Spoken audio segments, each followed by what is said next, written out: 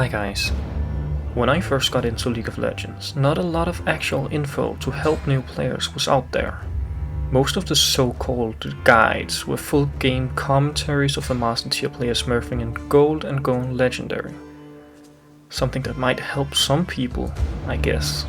But when I was new to the game, I could personally have used a few new player friendly guides. So I decided to take it upon myself and make a few basic tutorials on LoL.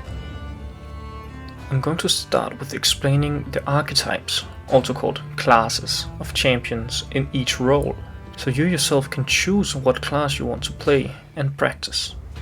In this video I will be going over the top lane tanks and its two subclasses.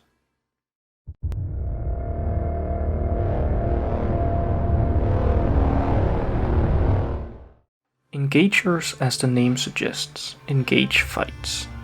In this category you find champions such as Malphite, Maokai, Sion and Ornn. The common theme with all these champions is that they have an ability, usually their ultimate, which is a big, hard to avoid crowd control ability. Perfect for starting and hopefully quickly ending teamfights.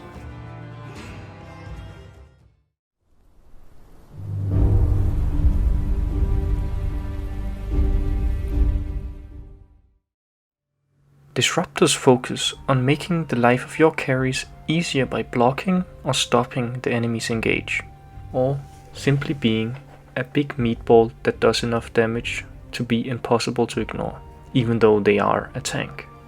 Champions in the Disruptor class are Poppy, Shen, Gragas, Cho'Gath and Dr. Mundo.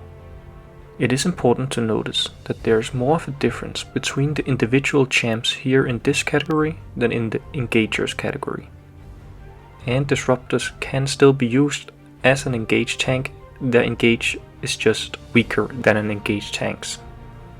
Poppy and Gragas are true disruption tanks, stopping enemy stashes, booting enemy champions out of the teamfight and pushing and slowing enemy champions.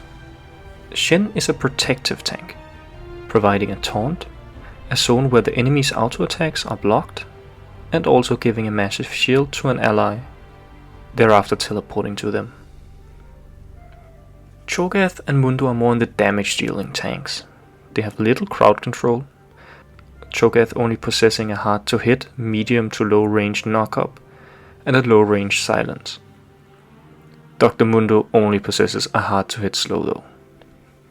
These two guys get the most health and the most damage of all the tanks. This is because the damage scales with health. They are very easy to run away from, but if they catch you, they are the most dangerous of all the tanks.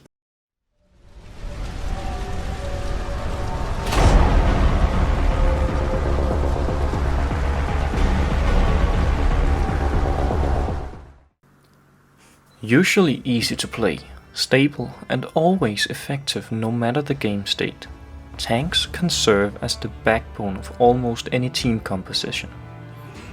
They are not essential to a good team composition, however, having one or two tanks in the team never hurts, as they usually provide either surprising amounts of damage and tankiness or a great deal of crowd control, also called CC. You should consider picking up a tank if you want to be the guy who starts or ends the teamfight with a single button.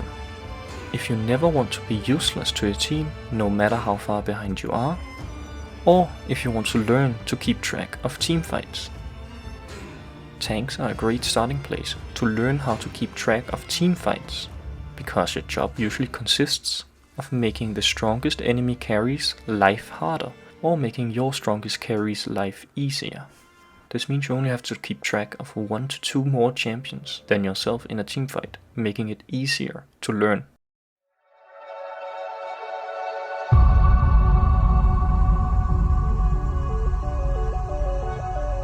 Top lane tanks, while usually losing fights the first couple of levels, counters assassins, because an assassin's ability based and therefore cooldown reliant burst damage will never be able to kill you. Therefore, a tank can usually 1v1 an assassin late game. Tanks should watch out for bruisers made to kill tanks in the early game. Champs like Darius is essentially made to kill a tank in a 1 versus 1 situation. But if a tank plays safe and survives the laning phase versus a bruiser, a tank will be much more effective than a bruiser in teamfights.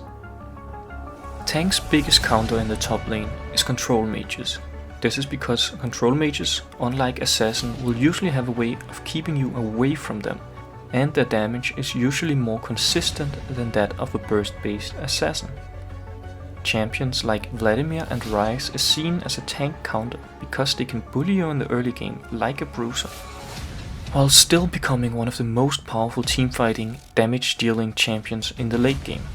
So they are just as, if not more useful than you in both teamfights and in 1 versus 1. Tanks usually only win versus a control mage if there's jungle intervention or the control mage misplays.